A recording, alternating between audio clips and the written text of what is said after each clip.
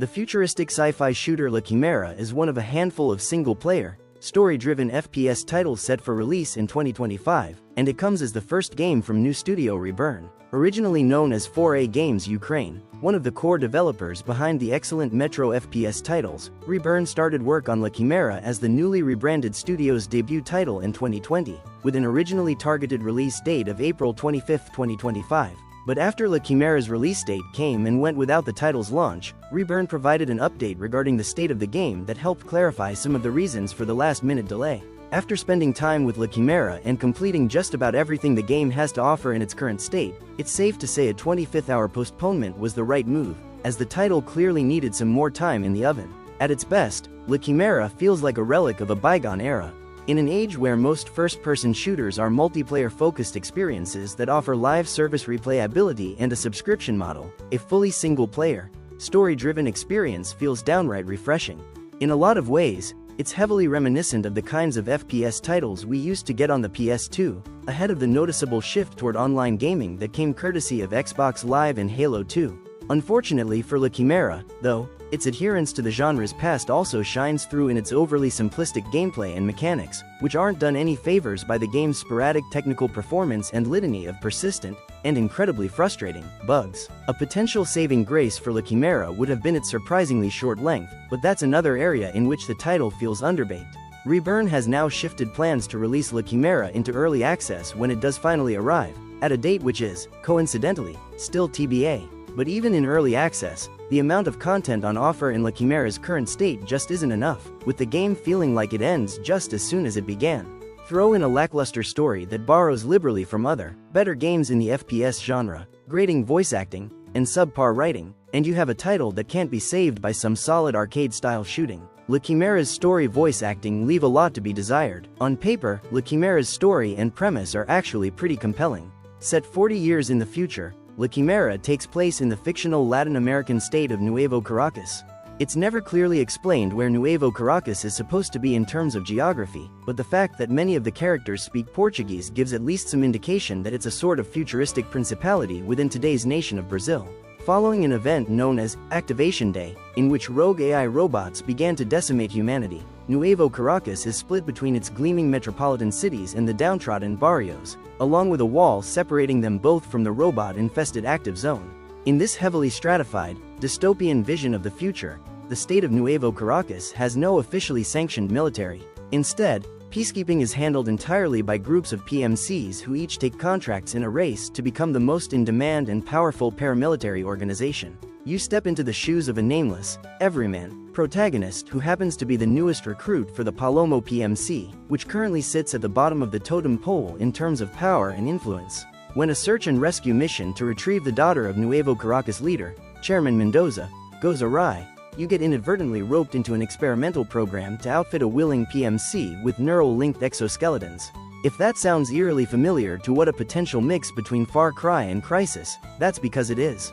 Except, in La Quimera's case, the execution of that initially interesting story premise falls completely flat due to some very bad writing and voice acting that borders on caricature. To make matters worse, the short length of La Quimera's current build means players are left on a cliffhanger right after all the major pieces come into play. The elements were there for La Quimera's story to prop up the game's interactive elements, but instead, it leaves you feeling like you just played through the pilot episode of a show that ends up getting cancelled. Gameplay and progression in La Quimera are both too familiar and paper-thin. The main silver lining of La Quimera is its simple, yet satisfying, gunplay, with the game ultimately feeling like a 6th-gen shooter with Unreal Engine 5 visuals. Players will select missions in La Quimera from the Palomo PMC headquarters, getting the chance to outfit the protagonist in the armory before they head out. Weapons come in two varieties: ballistic weapons for human targets, and energy weapons for shielded enemies and robots. Any weapon is effective against any target, but to maximize your efficiency in combat, you'll need to bring one of each into a mission to account for all contingencies. Along with a fairly standard loadout of pistols, assault rifles, and SMGs, players will have access to grenades and a limited supply of medkits. Health only recharges to a point, and ammo is scarce, so scouring the environment for pickups is essential. Once players reach the point in the story where they acquire their Crysis-style exosuit, though, things really begin to open up. Instead of giving players all the available abilities and options up front a la Crysis, La Quimera requires players to choose from a selection of abilities for their exosuit.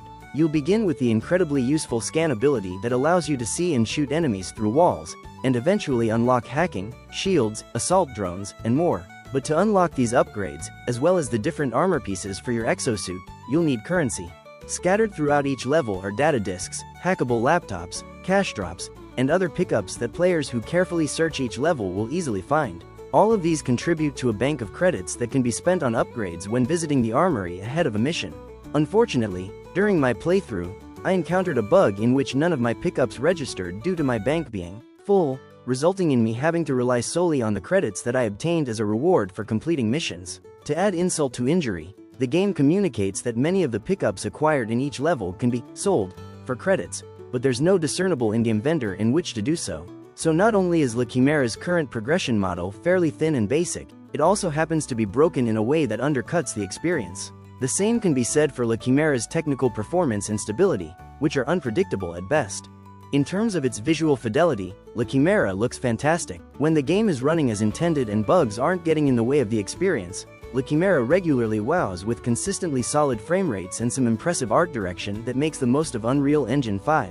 Bugs are to be expected in an early access release, but the degree to which they impact the moment-to-moment gameplay in La Quimera's current state is something that's hard to look past. On occasion, La Quimera will just stop allowing you to aim down sights, outright remove important HUD elements, or glitch during the saving and loading process, requiring restarts of a previously completed section. La Quimera feels like a throwback to a past better left there. As with everything, context in La Quimera is important. Reburn is a studio split between Kyiv, Ukraine, and Malta, and the team has been directly affected by the ongoing conflict in that region.